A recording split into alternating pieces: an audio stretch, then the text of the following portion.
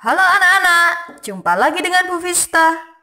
Pada kesempatan kali ini, kita akan belajar tentang gelombang cahaya.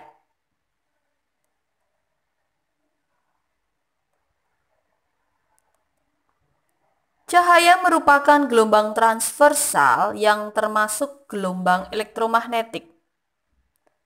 Cahaya dapat merambat dalam ruang hampa dengan kecepatan 3 kali 10 pangkat 8 meter per sekon. Sifat-sifat dari cahaya dapat mengalami pemantulan, dapat mengalami pembiasan, dapat mengalami pelenturan, dapat dijumlahkan, dapat diuraikan, dapat diserap arah getarnya, dan bersifat sebagai gelombang dan partikel.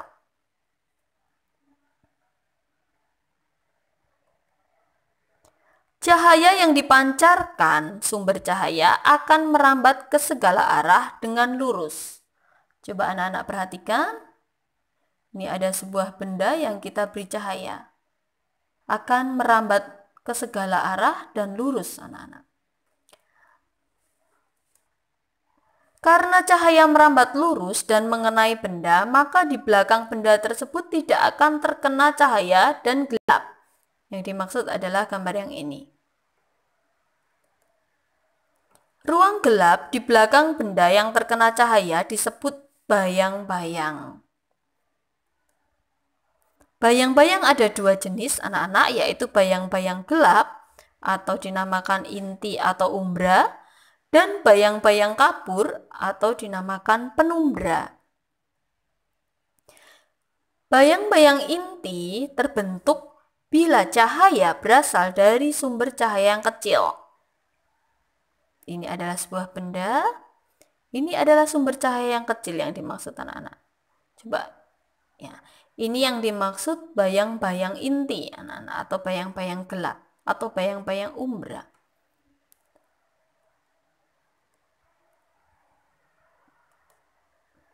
Yang kedua adalah bayang-bayang kabur. Bayang-bayang kabur terbentuk bila cahaya berasal dari sumber cahaya yang besar. Ini lebih besar daripada yang sebelumnya tadi. Bendanya kita tempatkan terlebih dahulu. Nah, beda ya anak-anak tadi bayangannya. Ini disebut bayang-bayang kabur.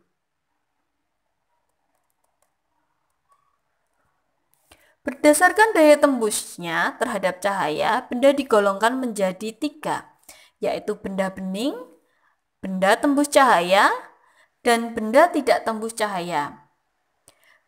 Benda bening dapat meneruskan semua cahaya yang mengenainya, misalnya kaca. Benda tembus cahaya adalah benda yang meneruskan sebagian cahaya yang mengenainya, misalnya kertas tipis. Sedangkan benda tidak tembus cahaya adalah benda yang sama sekali tidak meneruskan cahaya yang mengenainya, misalnya kayu.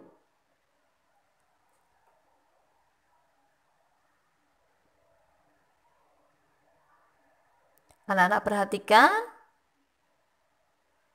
Nah, ini ada sebuah benda, di sini ada pembatasnya tadi anak-anak ya.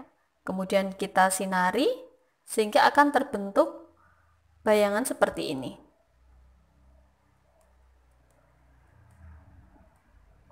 Oke, anak-anak, sekarang kita belajar tentang pemantulan cahaya.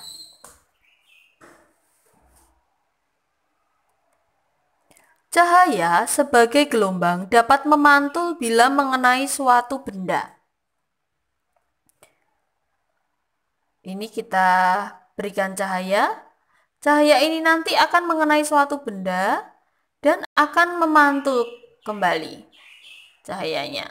Jadi mengenai benda kemudian akan terpantul kembali.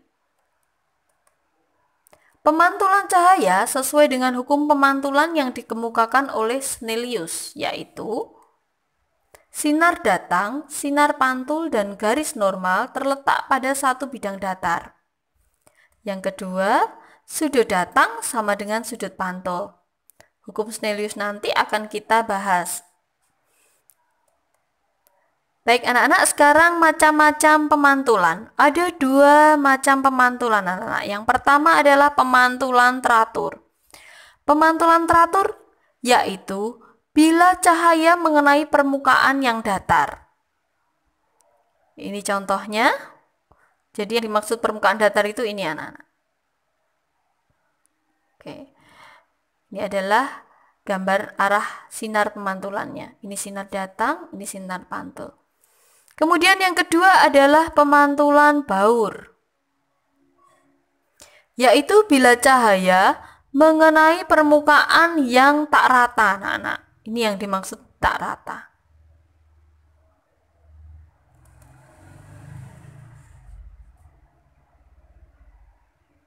Ini adalah gambar arah sinar datang dan sinar pantulnya. Pembentukan bayangan. Bayangan terbentuk karena berkas cahaya mengenai suatu benda yang rata akan dipantulkan secara teratur. Bayangan ada dua macam, yaitu nyata dan maya. Bayangan nyata adalah bayangan yang dapat ditangkap oleh layar, sedangkan bayangan maya adalah bayangan yang tidak dapat ditangkap oleh layar. Anak-anak, di sini ada dua buah benda. Ini bendanya adalah titik, di sini adalah bendanya adalah garis. Ini adalah cermin datar anak-anak. Cermin datar, dan ini adalah garis normal. Garis normal adalah garis yang tegak lurus dengan cermin. Yang putih ini adalah garis normal. Kita akan menentukan letak bayangannya, bayangan dari kedua benda ini. Baik, yang pertama adalah sinar datang mengenai cermin, kemudian dipantulkan oleh cermin tersebut. Anak-anak, berdasarkan hukum Snellius tadi, sinar datang, garis normal, dan sinar pantul terletak pada satu bidang datar. Yang kedua adalah sudut datang sama dengan sudut pantul. Yang mana dinamakan sudut datang? Sudut datang adalah sudut yang dibentuk antara sinar datang dengan garis normal. Sedangkan sudut pantul adalah sudut yang dibentuk antara sinar pantul dengan garis normal. Jadi I harus sama dengan R. Kemudian kita teruskan sinar pantulnya ke belakang cermin.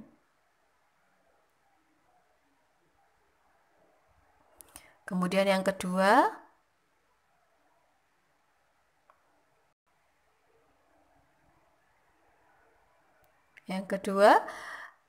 arah sinar datangnya bebas anak-anak ya. Jadi boleh ke sini, boleh ke sini, boleh ke bawah, sama. Nanti hasilnya akan sama. Di sini Bu Vista arahkan tegak lurus dengan cermin. Sehingga kalau tegak lurus dengan cermin, karena di sini adalah garis normal juga, maka sinar datang ini akan dipantulkan kembali ke arah datangnya sinar tadi.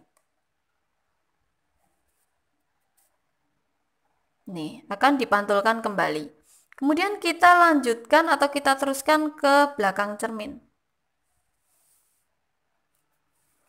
Di sini adalah letak bayangannya. Nah, ini adalah letak bayangannya anak-anak.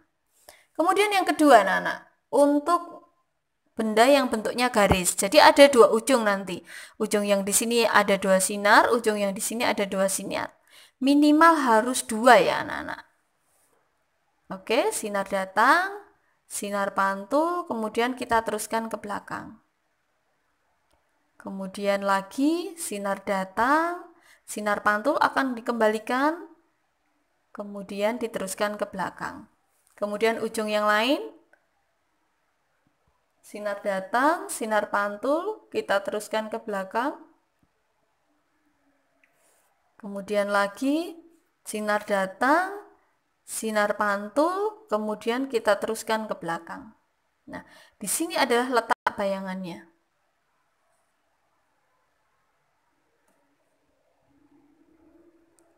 Jarak antara benda terhadap cermin atau S harus sama dengan jarak antara bayangan terhadap cermin atau S aksen.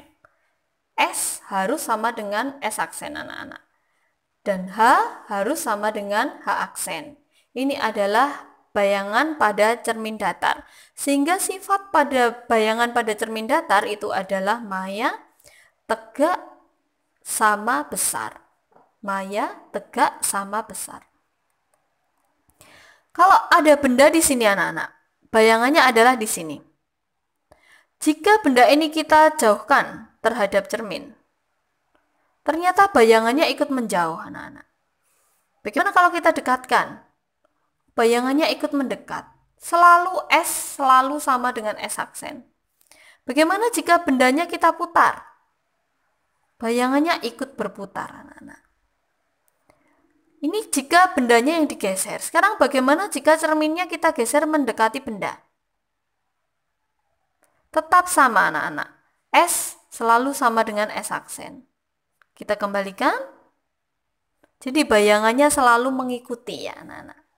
Sudah paham anak-anak ya tentang cermin datar? Baik, jika kita bercermin anak-anak, ini adalah kita, anggap saja kita, dengan tinggi badan kita adalah H.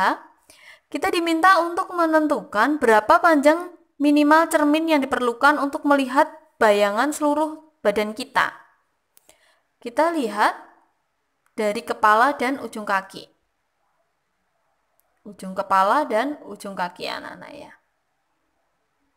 Untuk kepala terlebih dahulu. Kemudian di sini adalah untuk kakinya.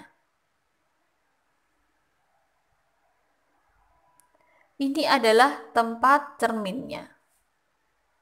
Ternyata panjang cermin yang dibutuhkan adalah setengah H atau setengah dari tinggi badan kita.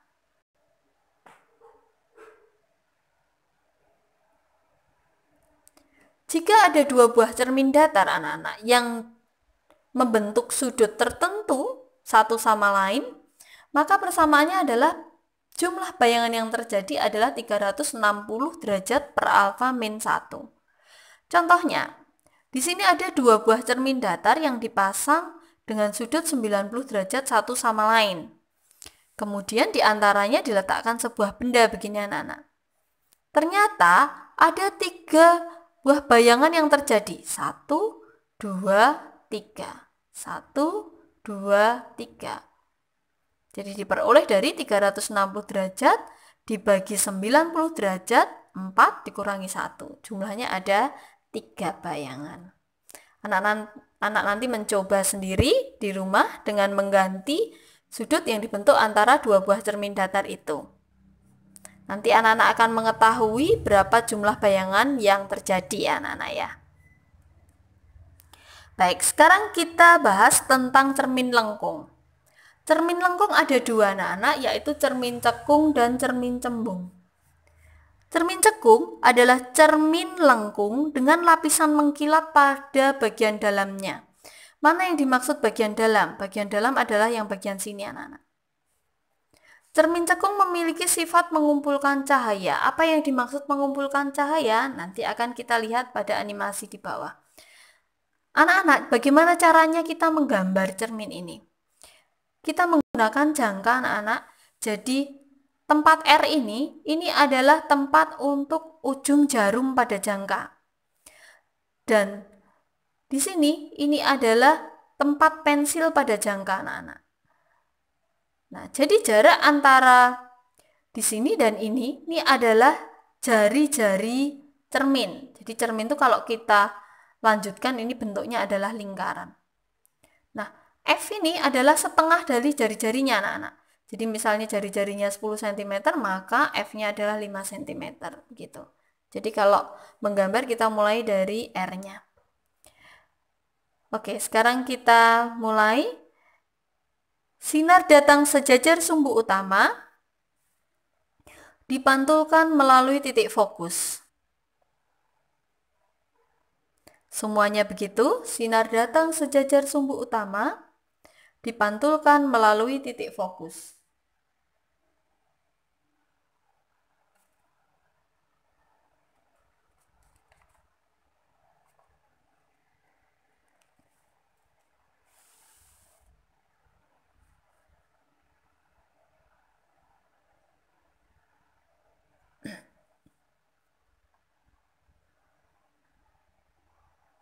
Anak-anak, jelas terlihat di sini bahwa cermin cekung mampu mengumpulkan cahaya, yaitu berada pada titik fokus, anak-anak.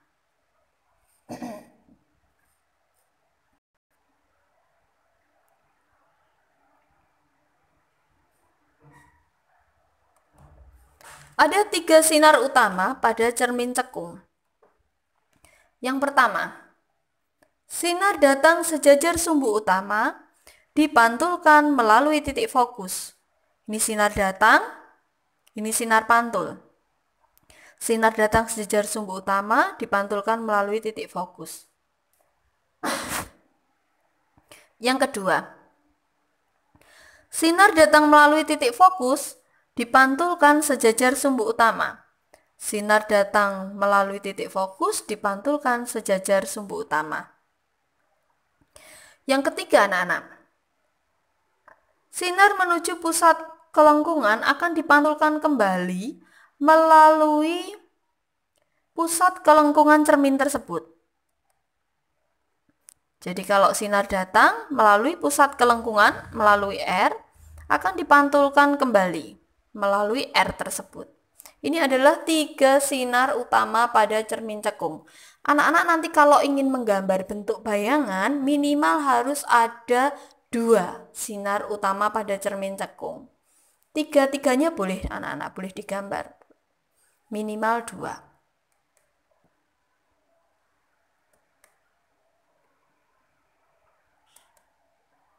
Baik, sekarang adalah pembentukan bayangan pada cermin cekung. Anak-anak, di sini disebut ruang 1. Jadi antara O dengan F ini adalah ruang 1. Antara F dan R ini adalah ruang 2. Lebih dari R ini adalah ruang 3. Dan di belakang cermin ini adalah ruang 4, anak-anak. Jika benda berada di ruang 1, bayangannya nanti berada di ruang 4. Jadi kalau dijumlah harus 5, anak-anak. Jika benda di ruang 2, bayangannya ada di ruang 3. Jika benda di ruang 3, maka bayangannya ada di ruang 2. Sudah paham, anak-anak ya? Jadi tempat benda dengan bayangan jika dijumlah harus 5. Nah, jika nanti bayangan berada di depan cermin, ini artinya adalah nyata. Jika benda berada di belakang cermin, artinya adalah maya. Coba sekarang kita perhatikan pembentukan bayangan pada cermin cekung. Oke, anak-anak. Jika benda berada di sini, nanti bayangannya adalah ini. Benda di ruang 1, bayangannya adalah di ruang 4. Maya tegak diperbesar. Jika benda berada di sini, berarti berada di antara F dan R, itu berarti di ruang 2. Maka bayangannya berada di ruang 3, anak-anak. Kita lanjutkan. Ini sinar datang sejajar sumbu utama dipantulkan melalui fokus. Sinar datang melalui fokus dipantulkan sejajar sumbu utama. Bayangnya adalah ini, anak-anak. Jadi berada pada ruang 3. Jika benda berada di ruang 3, maka bayangannya akan berada di ruang 2. Di sini. Nyata terbalik diperkecil. Jadi benda berada di ruang 2, bayangannya berada di ruang 3. 2 ke 3 itu diperbesar, anak-anak. Nyata terbalik diperbesar. Kemudian untuk benda di ruang 3, bayangannya adalah di ruang 2. 3 ke 2 itu diperkecil. Nyata terbalik diperkecil. Jika bendanya berada di R, bayangannya juga berada di R. Nyata terbalik sama besar. Jika bendanya berada pas di titik fokus, maka tidak terbentuk bayangan. Atau bayangannya berada di jauh tak terhingga. Ke sana tidak ditemukan, ke sana juga tidak ditemukan. Oke, anak-anak, jadi yang maya hanya 1 ketika benda berada di ruang 1. Karena bayangannya berada di ruang 4. 1 ke 4 itu diperbesar. Maya tegak diperbesar. Bagaimana, anak-anak? Sudah paham tentang cermin cekung? Baik, sekarang kita lanjutkan untuk cermin cembungnya, anak-anak. Kalau cermin cekung tadi yang mengkilat adalah di bagian dalamnya, ini adalah cermin cembung adalah di bagian luarnya. Jika cermin cekung tadi bersifat mengumpulkan cahaya, kalau cermin cembung bersifat menyebarkan cahaya. Jadi ini yang bagian luarnya. Kalau cermin cekung kan tadi yang bagian dalamnya yang ada di sini anak-anak. Nah, cara menggambarnya sama anak-anak. Di R ini adalah tempat ujung jarum pada jangka, dan ini adalah tempat pensil pada jangka. Nah, bendanya anak-anak tidak melalui yang di sebelah sini, tetapi bendanya berada di sini. Jadi depannya cermin cembung ini adalah yang melengkung ini, yang bagian luar. Jadi F dan R-nya ini berada di belakang cermin cembung anak-anak. Sehingga untuk cermin cembung nanti F dan R-nya negatif karena berada di belakang. Baik, sekarang kita buktikan untuk sifat cermin cembung yaitu menyebarkan cahaya. Sinar datang sejajar sumbu utama seolah-olah dipantulkan melalui titik fokus. Oke, terbukti bahwa sifat cermin cembung adalah menyebarkan cahaya. Oke, anak-anak, 3 sinar utama pada cermin cembung. Yang pertama adalah sinar sejajar sumbu utama akan dipantulkan seolah-olah berasal dari titik fokus. Sinar datang sejajar sumbu utama akan dipantulkan seolah-olah dari titik fokus. Ini anak-anak, seolah-olah dari titik fokus.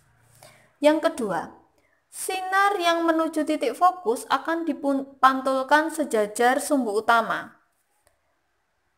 Ini sinar datang menuju ke titik fokus akan dipantulkan sejajar sumbu utama. Tetapi tetap yang ada di belakang cermin tetap harus kita buat putus-putus garisnya ya anak-anak. Kemudian yang ketiga adalah sinar yang menuju pusat kelengkungan akan dipantulkan kembali seolah-olah dari titik pusat kelengkungan cermin ke R, maka akan dipantulkan kembali. Ya. Jadi datang menuju ke R seolah-olah akan dipantulkan kembali. Sudah paham anak-anak ya bedanya antara cermin cekung dan cermin cembung ya anak-anak. Jadi kalau cermin cekung itu tempat bendanya tadi sepihak dengan F dan R. Kalau cermin cembung itu berlawanan pihak anak-anak. Jadi F dan R pada cermin cembung itu negatif. Baik, untuk pembentukan bayangannya sekarang. Ini tadi F-nya, ini R-nya, kemudian ini bendanya.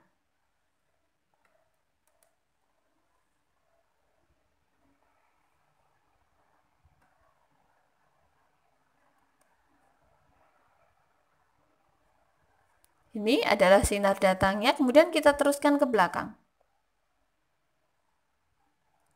Jadi ini tadi adalah sinar datang sejajar sumbu utama, seolah-olah dipantulkan dari titik fokus. Kemudian yang kedua, sinar datang menuju titik fokus, maka akan dipantulkan sejajar sumbu utama. Nah, pantulannya ini kita lanjutkan atau kita teruskan ke belakang. Ini juga sama. Nah, titik antara dua sinar pantul ini adalah tempat kepala bayangan anak-anak.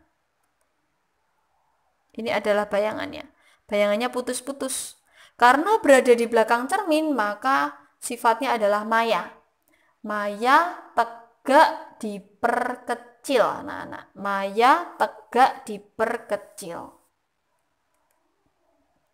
Nah, pembentukan bayangan pada cermin cembung selalu seperti ini. Selalu maya tegak diperkecil. Walaupun bendanya digeser-geser anak-anak. Digeser mendekati cermin atau digeser menjauhi cermin. Sifatnya selalu seperti ini. Beda dengan cermin cekung. Jadi kalau pada cermin cekung tadi kan ada berada di ruang 1, 2, 3, di F dan di R. Kalau pada cermin cembung hanya satu anak-anak.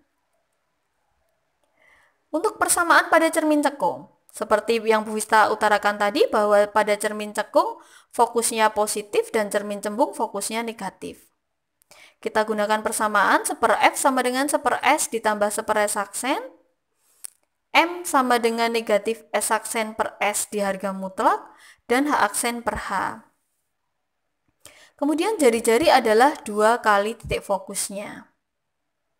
R adalah jari-jari cermin, F adalah fokus, S adalah letak benda terhadap cermin, S aksen adalah letak bayangan terhadap cermin, M adalah perbesaran bayangan, H tinggi benda, dan H aksen adalah tinggi bayangan. Jika nanti S aksennya positif, ketemu positif, maka sifatnya adalah nyata. Sedangkan jika negatif, sifatnya adalah maya. Kemudian M-nya sebelum di harga mutlak, anak-anak bisa ulangi, sebelum di harga mutlak, jika hasilnya positif maka tegak, dan jika hasilnya negatif maka terbalik. Jika M lebih besar daripada 0 atau kurang daripada 1 atau berada di antara 0 dan 1 maka diperkecil. M sama dengan 1 sama besar, dan M lebih dari 1 itu diperbesar. Nah, ini untuk menentukan sifat bayangan jika dilihat dari perhitungan. Kalau yang sebelumnya tadi kita menentukan sifat bayangan dilihat dari gambar, anak-anak. Jadi bisa digunakan 2 cara untuk menentukan sifat bayangan. Yang ini adalah sifat bayangan berdasarkan perhitungan, yang tadi adalah sifat bayangan berdasarkan gambar. Penggunaan pada cermin cekung adalah pada kaca rias, parabola, dan teropong. Sedangkan pada cermin cembung digunakan pada kaca spion kendaraan, kaca pengintai supermarket, kaca spion pada tikungan jalan. Oke, agar lebih jelas, kita masuk pada contoh soal anak-anak. Sebuah benda yang tingginya 20 cm diletakkan 10 cm di depan sebuah cermin cekung. Berarti ini bendanya diletakkan di depan cermin cekung yang memiliki fokus 15 cm. Anak-anak ingat, karena cermin cekung maka nanti fokusnya kita tulis positif. Pertanyaannya adalah A. Letak bayangan, perbesaran bayangan, tinggi bayangan, sifat bayangan, dan gambarlah pembentukan bayangan. Oke, anak-anak, sekarang kita kerjakan. Diketahuinya adalah cermin cekung. H adalah tadi tinggi benda 20 cm, kemudian F 15 cm, S adalah 10 cm. Ini yang ditanyakan. Sekarang kita jawab. Seper F sama dengan seper S ditambah seper S aksen. Sekarang kita masukkan F dan S-nya, anak-anak. Kemudian seper 10 kita pindah ruas. Kita samakan penyebutnya, kita jadikan per 30. Hasilnya adalah negatif 30 cm. Ingat anak-anak, S aksennya negatif berarti sifat bayangannya maya. Kita sudah tahu dulu ya. Maya. Maya biasanya tegak, anak-anak. Coba kita lihat nanti. Oke, kita masuk pada M. Negatif S aksen per S kita harga mutlak. Karena S aksennya tadi sudah ditemukan negatif 30, maka sebelum di harga mutlak jawabannya adalah 3, sudah positif. M sebelum di harga mutlak positif berarti sifat bayangannya adalah tegak. Positif di harga mutlak tetap positif, anak-anak. Jika negatif, misalnya ditemukan M-nya adalah negatif 3, maka di harga mutlak ya tetap 3. Jadi selalu positif. Kemudian untuk mencari H aksen, M sama dengan H aksen per H. M-nya adalah 3, maka H aksennya diperoleh 60 cm. Sifat bayangannya adalah maya, tegak diperbesar. Maya tadi diperoleh karena S aksennya negatif, tegak karena sebelum di harga mutlak M-nya positif, dan diperbesar karena M-nya lebih dari 1. Mudah ya anak-anak ya untuk menentukan sifat bayangannya. Kemudian untuk menentukan gambarnya.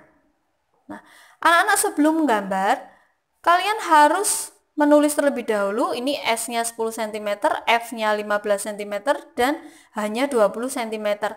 Agar angkanya tidak terlalu besar anak-anak, kalian bisa membuat perbandingan terlebih dahulu. Misalnya 1:5 atau 1:10. Jadi bebas anak-anak, diberi tulisan terlebih dahulu. 1 banding berapa? Misalnya 1:5, maka nanti anak-anak menggambar S-nya di sini menjadi 2 cm, F-nya menjadi 3 cm, dan H-nya menjadi 4 cm. Nah, H itu yang mana? Nanti jarak bendanya, tinggi bendanya ini adalah H. Kemudian S yang mana? S adalah jarak benda terhadap pusat cermin ini. Ini adalah S-nya. Kemudian fokus, ini fokusnya. Ini adalah R-nya.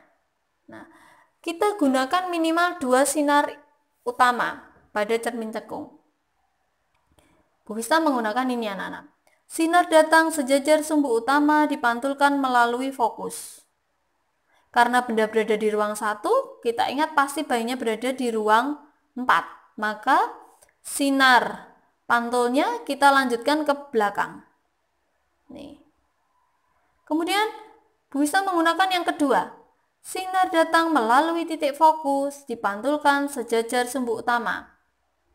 Sinar pantulnya kita lanjutkan ke belakang. Nah, gitu. Jadi, bayangannya adalah ini. Maya tegak diperbesar. Mengapa Maya? Karena berada di belakang cermin. Mengapa tegak? Karena ini panahnya sama-sama menghadap ke atas. Diperbesar, ukurannya lebih besar. Ini adalah menentukan sifat bayangan berdasarkan gambar, anak-anak. Oke, contoh yang kedua. Soalnya sama, hanya Bu Vista ganti cerminnya adalah cermin cembung. Apa yang terjadi anak-anak? Langsung saja kita tulis diketahuinya. Perbedaannya adalah di sini, fokusnya adalah negatif. Bedanya hanya di sini, fokusnya adalah negatif 15 cm. Semuanya sama yang ditanyakan. Oke, kita jawab. Ingat, fokusnya negatif 15. 1/10-nya kita pindah ruas, maka S aksennya diperoleh negatif 6 cm. Negatif lagi anak-anak S aksennya, berarti Maya. Kita lanjutkan.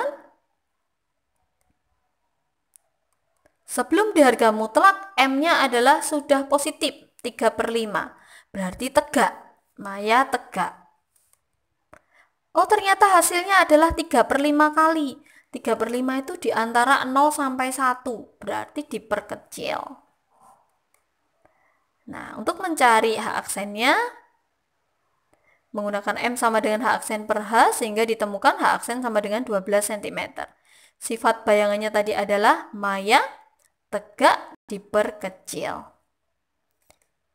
Ini adalah gambar pembentukan bayangan. Hati-hati anak-anak, dibuat skalanya terlebih dahulu.